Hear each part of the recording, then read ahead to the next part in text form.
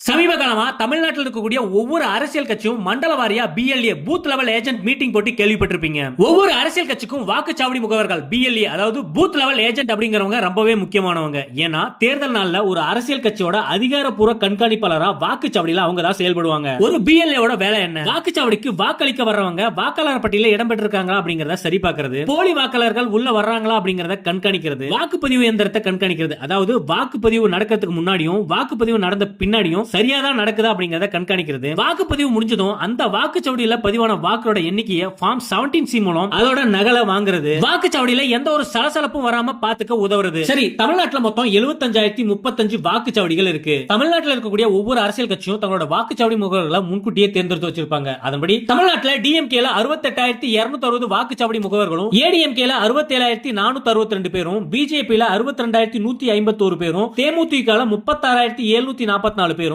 காங்கிரஸ்ல 30,852 பேரும், மார்க்சிஸ்ட் கம்யூனிஸ்ட்ல 3,817 பேரும், நாம் தமிழர் கட்சியில 2,667 பேரும், இந்திய கம்யூனிஸ்ட் கட்சியில 1,443 பேரும், விடுதலை சிறுத்தைகள் கட்சியில 250 பேரும் இருக்கிறதா அதிகாரப்பூர்வமா தேர்தல் ஆணையம் அறிவிச்சிருக்காங்க. இது மட்டும் இல்லாம டிவிகேல 70,000 பேரும், பிஎம்கேல 20,000 பேரும் இருக்கிறதா சொல்லப்படுது. இது அதிகாரப்பூர்வ அறிவிப்பு இல்ல. ஓகே மக்களே, உங்களுக்கு வேற எந்த கட்சியோட பூத் லெவல் ஏஜென்ட்டோட எண்ணிக்கை வேணும் மறக்காம கமெண்ட்ல சொல்லுங்க. அப்படியே நம்ம பேஜையும் ஃபாலோ பண்ணிக்கோங்க.